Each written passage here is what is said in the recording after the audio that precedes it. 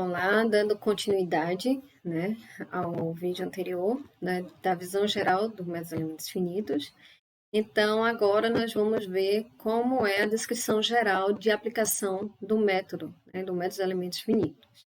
Então, a gente viu o exemplo da circunferência, né, então, o que a gente vai fazer? O primeiro passo é a discretização da estrutura, ou seja, eu vou dividir a minha estrutura em quantos elementos forem necessários para que eu consiga obter o valor mais próximo dos valores reais, ou seja, dos valores obtidos matematicamente. Ou seja, eu vou sempre procurar uma convergência, ou seja, o valor numérico vai chegar próximo ao valor analítico, ao valor real. O segundo passo é a seleção de um modelo de interpolação ou deslocamento adequado. Então, existem várias soluções matemáticas, então a gente vai sempre procurar uma que se aproxime mais do nosso modelo desconhecido, que satisfaça esses requisitos de convergência. Mas como é que eu vou saber? Bem, quando vocês verem a parte do sólido, vocês vão ver que dentro do sólido, não, do software, vocês vão ver que a gente, dentro de um software, a gente tem vários modelos de elementos, ou seja, eu posso ter um elemento em forma de curva, um triangular, enfim. Então, cada um deles vai se adequar mais a um determinado problema. Então, eu vou selecionar aquele modelo, que a gente vai ver mais na frente, né, como é que a gente faz isso, de forma que os resultados cheguem mais próximos dos valores reais. O terceiro passo é a derivação de matriz de rigidez de elemento e vetor de carga. Então, a gente vai observar que tudo depende dessa matriz de rigidez, ou seja, tudo vai girar em função disso. Então, é uma parte de dinâmica, digamos assim, né?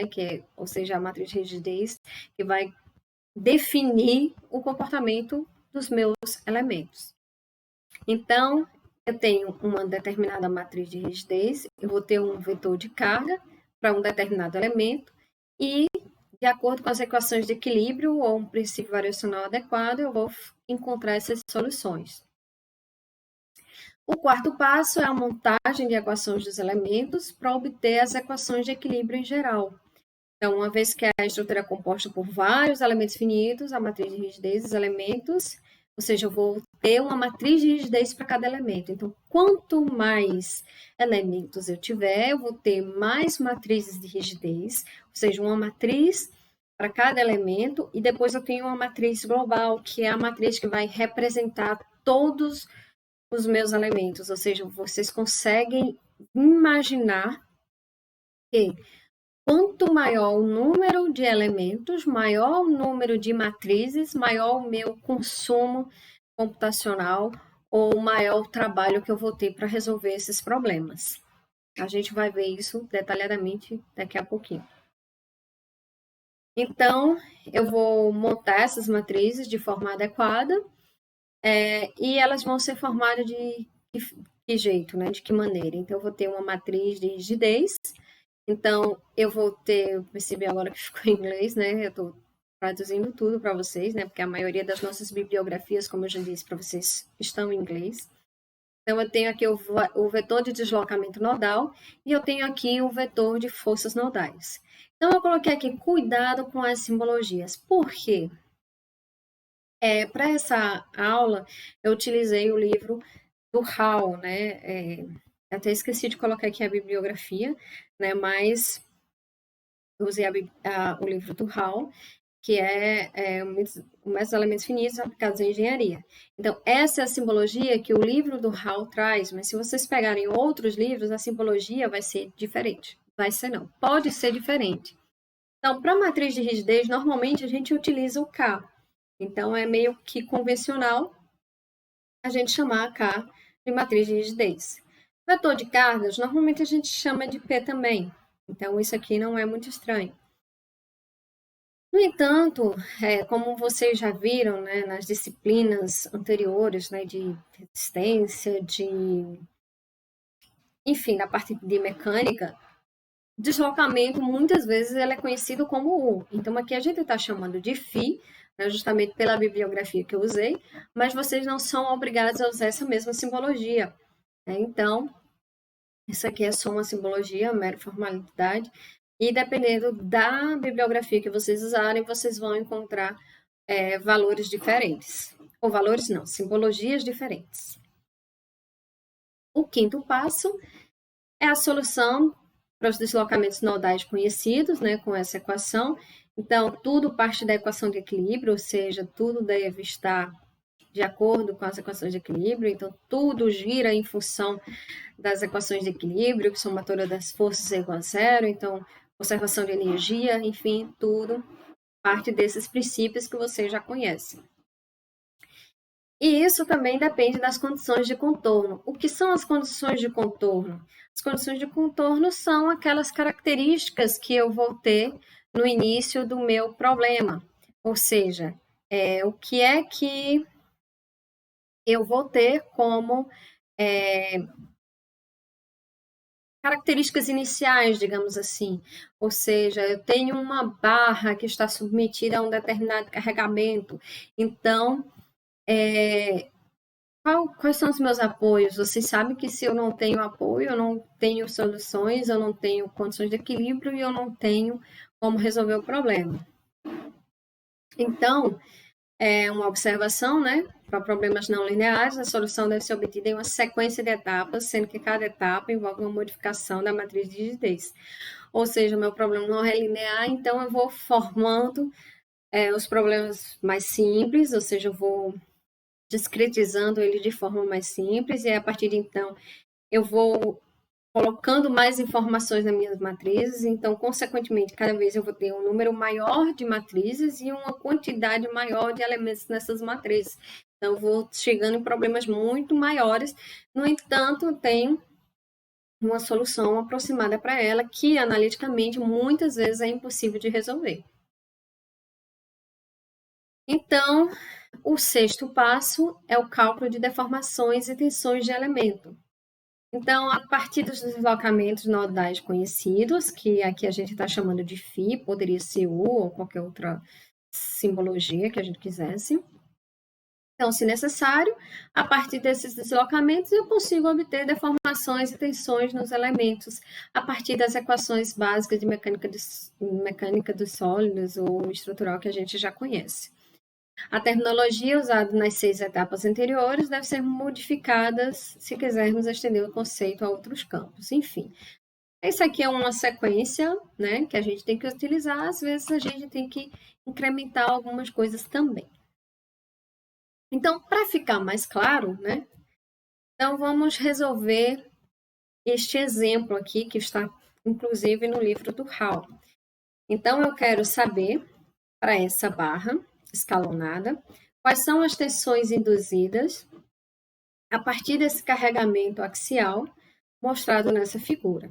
Então, eu tenho uma barra com áreas de seção transversal A1 e A2. Então, aqui eu tenho uma área A1, um módulo de elasticidade A1. Aqui eu tenho uma área A2 e um módulo de elasticidade E2. Ao longo dos comprimentos L1 e L2, respectivamente. Suponha os seguintes dados. Esse 1 e esse 2, ele está chamando de elementos. Então, aqui eu tenho um elemento e aqui eu tenho um segundo elemento.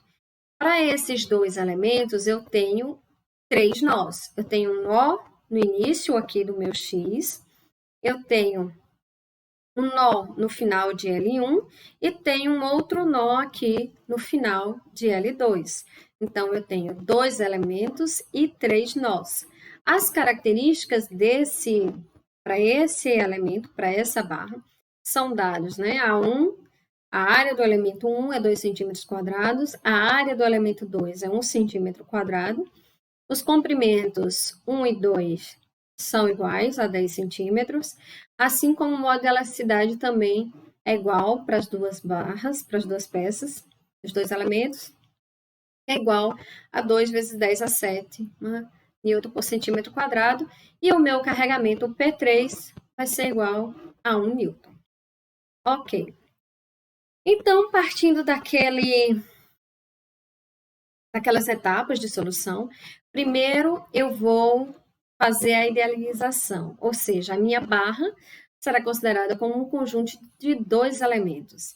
Então, eu tenho aqui para essa barra dois elementos, o elemento 1 e o elemento 2. Então, eu tenho o primeiro elemento, que vai representar essa área 1, e o segundo elemento, que vai representar essa área 2.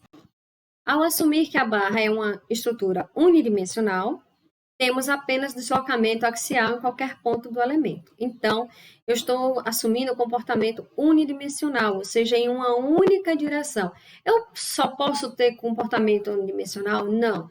Mas aqui a gente vai começar com o comportamento unidimensional. É claro que a gente sabe que aqui, chamando aqui de x, a gente vai ter também um determinado deslocamento, mas nesse caso aqui, eu estou considerando apenas um deslocamento na direção de x. Então, como existem três nós, os deslocamentos axiais dos nós, a saber, que vai ser φ1, φ2 e φ3, serão tomados como incógnita. Então, eu tenho os elementos 1, 2 e 3. Por que eu tenho 2, 2? É um ponto em comum. Então, o nó 2 está tanto no elemento 1 quanto no elemento 2. Por isso que ele é representado aqui nos dois elementos. Como eu tenho esses nós, eu vou ter para cada nó um deslocamento. Esse deslocamento 1, eu vou ter aqui o deslocamento 2 e o deslocamento 3. Ah, mas eu tenho dois deslocamentos 2, mas eles são iguais. Se eles não forem iguais, não está em equilíbrio, alguma coisa está errada. Então, esses dois deslocamentos, na verdade, é um só fiz separar em dois elementos, mas eles têm o mesmo valor. Tranquilo? Então, vamos lá. O modelo de deslocamento. Então, eu tenho que, em cada um dos elementos, a gente vai assumir uma variação linear do deslocamento axial, de modo que, então, tomando a equação da reta, né? Então, eu tenho aqui o meu x partindo desse lado esquerdo. Então, a gente sabe que, pela equação da reta, eu tenho que a minha equação de deslocamento vai ser igual a mais bx, né? Isso aqui eu não entrei em detalhes, porque isso aqui vocês já conhecem. Então, o que é que eu tenho? Esse meu deslocamento 1 vai ser o deslocamento quando o meu x for igual a zero.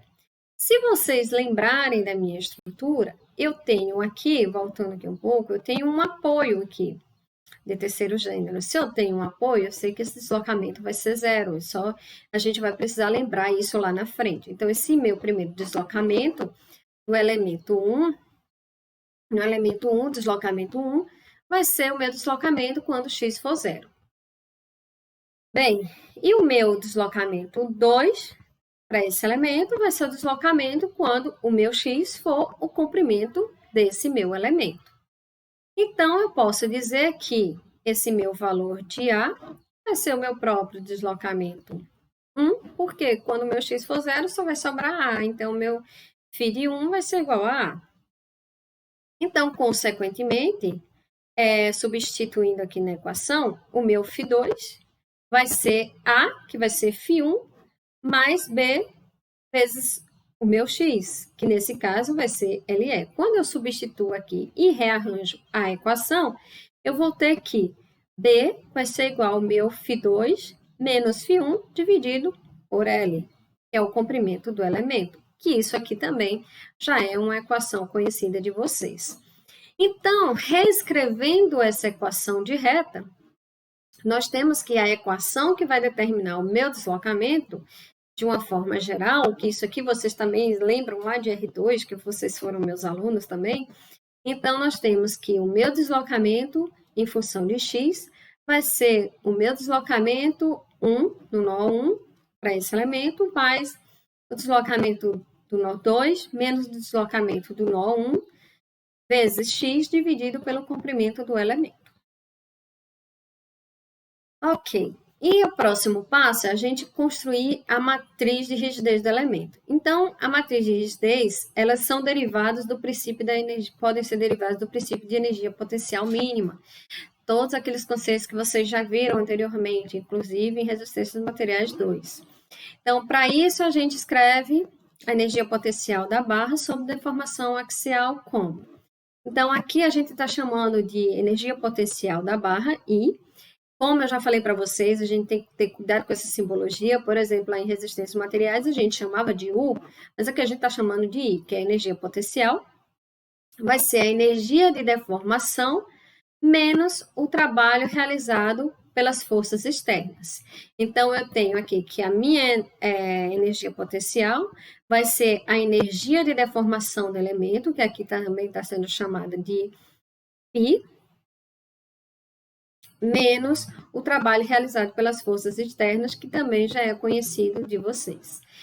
Eu também posso escrever os meus deslocamentos e o meu carregamento como vetores, né? Então, eu tenho que o meu vetor de deslocamento vai ser o deslocamento 1 e o 2, e o meu carregamento para o elemento vai ser o carregamento 1 e o carregamento 2.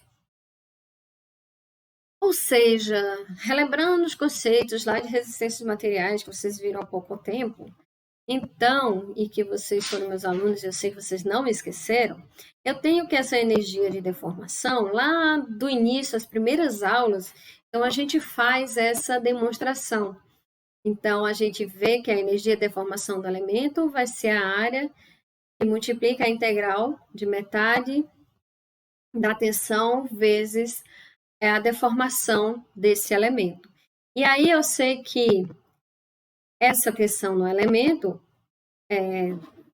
aqui eu tenho a tensão no elemento, aqui eu tenho a área da seção transversal do elemento, aqui eu tenho a deformação do elemento, o modo de elasticidade do elemento, e eu sei que tensão é modo de elasticidade vezes deformação. Então, eu posso substituir aqui essa tensão por E do modo de elasticidade vezes a deformação. A deformação aqui, como eu já tenho um termo, eu vou ter outro aqui multiplicando a deformação vezes o modo de elasticidade.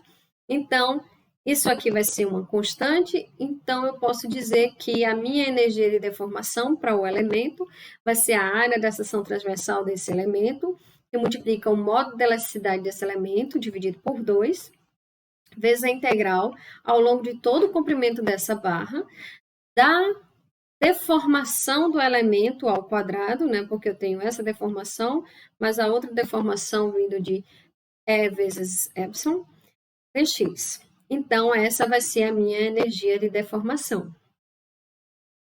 Aqui, eu estava procurando isso, está no slide, eu sabia que eu tinha colocado. Enfim. Então, a forma, né, que eu já falei para vocês, né, que a gente já viu, então, a minha energia de deformação vai ser dada justamente por essa formulação. Eu sei que a minha deformação vai ser dada pelo a deformação é o nó 2 menos o nó 1 dividido pelo comprimento. Então, eu posso dizer ainda que a minha energia de deformação, substituindo aqui o valor de E, de epsilon, vai ser igual a vezes E dividido por 2, integral de 0 a L. E aqui eu tenho essa equação ao quadrado. Então, eu tenho o quadrado do primeiro menos 2 vezes o primeiro vezes o segundo, mais o quadrado do segundo dividido por LE ao quadrado, que é o comprimento da barra. Então, rearranjando isso aqui, eu tenho, né, fazendo a integral ao longo do comprimento. Então, eu sei que essa vai ser a minha energia de deformação para esse elemento. Então, vai ser A vezes E dividido por 2 vezes L, né? O L saiu aqui, que vai multiplicar o quadrado da deformação 1 mais a deformação 2, menos 2 vezes o primeiro vezes o segundo. Então, antes de passar para a próxima etapa, então só mostrando alguns conceitos para vocês, para ficar mais claro. Então, eu tenho, analisando comportamento linear elástico para um elemento, ou seja, um elemento de mola. Então, digamos que eu tenho aqui um elemento I, e aqui eu tenho o elemento I mais 1. Então, eu vou ter uma deformação I, e aqui eu vou ter uma deformação I mais 1, ou seja, desse meu elemento I mais 1. Então, aqui eu tenho essa força, e aqui eu tenho uma força I mais 1. Então, o que eu posso dizer? Força da mola é a resistência da mola vezes a deformação. Então, essa minha força aí vai ser igual à rigidez da mola, né, que é esse K aqui, que vai multiplicar o I menos esse U de I mais 1. E nesse outro elemento, eu vou ter que vai ser essa rigidez que multiplica esse de U de I mais 1 menos o U de I. Ou seja, vai ser a minha rigidez vezes a lei de Hooke, né? Força da mola, K vezes X, e o meu X é dado por esses elementos. Então, aqui eu tenho os nós de deslocamento. E aqui eu tenho o balanço da força, ou seja, a força de I mais a força de I mais 1 vai ser igual a zero, ou seja, a equação de equilíbrio, né? Essa força tem que ser igual a essa para estar em equilíbrio. Então, eu posso reescrever isso aqui como o vetor Fi e Fi mais 1 vai ser igual a minha rigidez, que eu chamo de rigidez equivalente, né, a matriz dela, multiplicado pelos meus vetores de deformação. A minha matriz de rigidez, ela normalmente vai ter essa cara, ou seja, tenho o mesmo elemento alternando os sinais. Se vocês observarem isso aqui, eu vou chegar nessas mesmas equações quando eu fizer essas multiplicações. Então, eu sempre vou ter aqui positivo, negativo, negativo, positivo. Eu posso ainda reescrever essa matriz de rigidez, né, que eu vou chamar aqui de matriz de rigidez, né? K1 menos K1, K1 menos K1 e K1. Ou ainda, eu posso colocar esse K1 entre parênteses e colocar tudo em função de 1 e menos 1. Então, isso aqui é o que normalmente a gente vai encontrar, é o que vocês vão encontrar no livro do Hall, mas que não vai estar tão explícito de onde vem. Então, vem das equações de equilíbrio para um elemento linear elástico, considerando a lei de Hooke. Ok, por que eu coloquei isso aqui? Porque a gente vai utilizar isso aqui e vocês não saberiam de onde vinha. Então, passando dessa solução, né, a gente está aqui, né, eu tenho isso aqui, então, seguindo adiante, então eu vou ter aqui que a minha energia de deformação vai ser dada por essa formulação, que vocês já conhecem, eu já coloquei lá atrás, né, só repetir ela aqui. Então, eu posso reescrever essa equação. Isso aqui, ou seja, A vezes E vezes L, também a gente já viu lá em R2, isso aqui a gente chama de rigidez equivalente do elemento. Então, eu posso substituir isso aqui pela minha matriz, né, de rigidez equivalente. Então, eu sei que a minha matriz de rigidez equivalente vai ser A vezes E vezes L, que vai multiplicar a minha matriz unitária, né, mudando apenas os sinais, 1, menos 1, menos 1 e 1. Então, eu tenho aqui que o meu vetor de deslocamento vai ser deslocamento 1 e 2, que a gente também já viu, né, para os dois elementos. Esse aqui eu estou falando para o elemento 1, então, meu vetor de deslocamento para o elemento 1 vai ser o deslocamento 1 e o 2. No elemento 2, eu vou ter o deslocamento 2 e o deslocamento 3. Então, eu posso reescrever essa equação de matriz de deformação substituindo por isso aqui. Ou seja, a minha matriz de deformação, eu estou explicando aqui de onde veio esses termos, vai ser igual metade da minha matriz de deformação, que multiplica a minha matriz de rigidez, que multiplica a minha matriz de deslocamento do elemento. Então, essa é a minha matriz de deformação, né? Aqui eu tenho a transposta, né, da matriz. Então, esses são os elementos. Quando eu multiplico, eu vou ter exatamente essa equação aqui. Não vou fazer essa demonstração para a gente não perder mais tempo. Então, eu já conheço a minha matriz de deformação, a minha equação, né, que vai me dar uma matriz, já que eu tenho multiplicação de matrizes. Então, uma vez que existem apenas cargas concentradas atuando nos nós da barra e nenhuma carga distribuída atua na barra, o trabalho realizado por forças externas pode ser expresso como: então, o meu trabalho vai ser carga vezes deslocamento sempre. Então, trabalho vai ser carga vezes deslocamento para cada uma das cargas aplicadas e para cada um dos deslocamentos aplicados. Eu também posso reescrever como essa formulação. Lembrando que meu P1 vai ser a reação do nó, 1. Meu P2 vai ser igual a zero, porque eu não tenho nenhuma carga aplicada. E o meu P3 vai ser a carga externa aplicada, que vai ser igual a 1 newton. Então, isso aqui eu estou considerando cargas distribuídas, essa informação aqui em vermelho, atuando sobre os elementos, esses vetores seriam correspondentes e eu geraria para cada elemento os vetores de cargas individuais das cargas distribuídas, mas a gente não vai fazer isso, né? Só iria complicar a vida de vocês.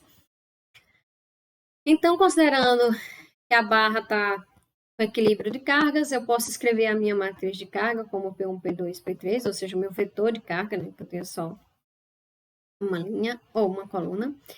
Então, pelo princípio de energia potencial, a gente tem que a energia potencial derivada em função do deslocamento vai ser igual a zero para manter o equilíbrio. Então, pegando a minha equação de energia potencial e substituindo, eu vou ter esses termos, né? A matriz de deformação menos o trabalho das forças externas, igual a zero para todos os elementos.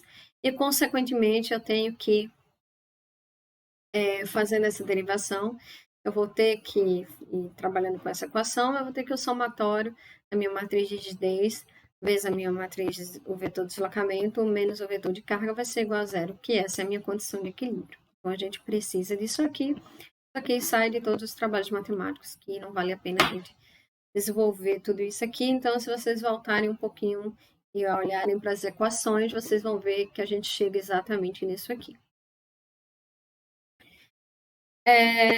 A montagem da matriz de rigidez do elemento e vetores de carga do elemento, né? Então, como eu já mostrei para vocês anteriormente, então eu tenho que essa matriz de rigidez global, vezes a matriz de deslocamento global, menos o vetor de carga global, tem que ser igual a zero, que é a condição de equilíbrio. Então, tudo isso aqui, para me chegar nessa equação, na verdade, vocês já tinham visto. Então, isso aqui vai ser a minha matriz de rigidez global, isso aqui vai ser o meu vetor de deslocamentos globais, isso aqui vai ser o meu vetor de cargas. Nesse caso aqui eu tenho 3 cargas, 3 deslocamentos, e aqui eu vou ter a matriz de rigidez para os meus elementos. Então, o que acontece? Eu tenho 2 elementos, eu vou ter 2 matrizes de rigidez. Então, para os dados fornecidos, as matrizes dos elementos seriam, então, aqui para o meu elemento 1, eu tenho que a minha matriz de rigidez global do elemento 1 vai ser a área vezes o modo de elasticidade vezes zero. Então, lembrando lá do começo os valores iniciais, eu tenho que a minha área para o elemento 1 vai ser 2 centímetros quadrados, o meu modo de elasticidade é 2 vezes 10 a sexta, ou é a sétima, não vou, eu acho que é a sétima, e aqui o meu comprimento da barra 1 vai ser 10 centímetros. Então, fazendo essa multiplicação, 2 vezes 2 vai ser igual a 4, e vezes 10 a sexta dos deslocamentos. Então, essa aqui é a minha matriz de rigidez para o elemento 1, não é a minha matriz de rigidez global. Então, eu só multipliquei aqui esses termos e fiz. Lembrando que isso aqui é referente ao elemento 1, isso aqui é referente ao elemento 2, né? Ao elemento não, ao nó 2.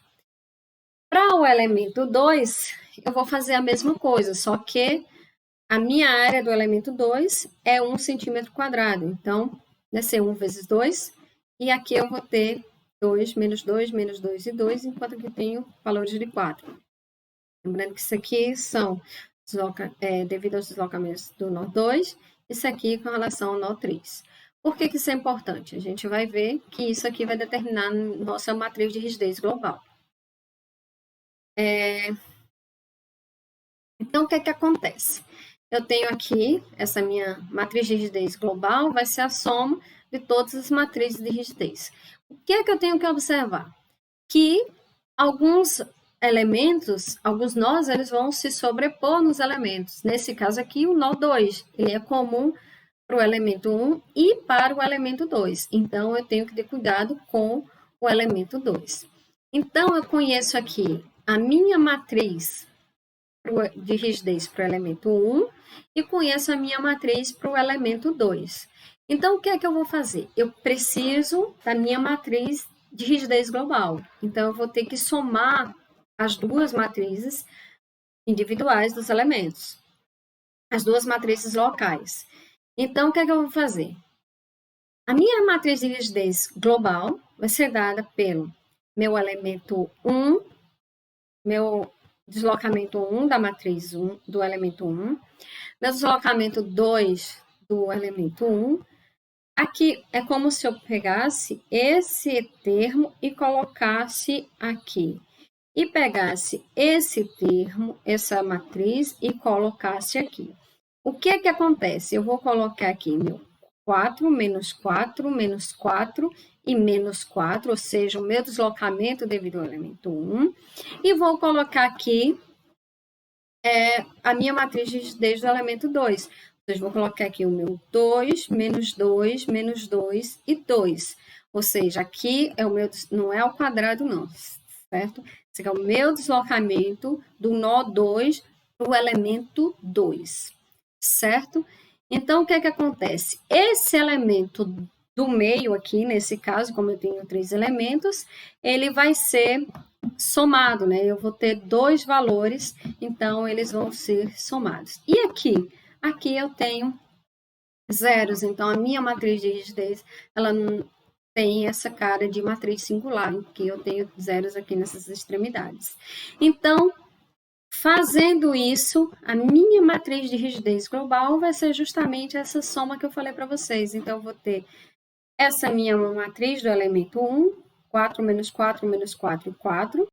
Essa matriz do meu elemento 2, 2 menos 2 menos 2 e 2. Então, esse elemento do meio, ele vai somar.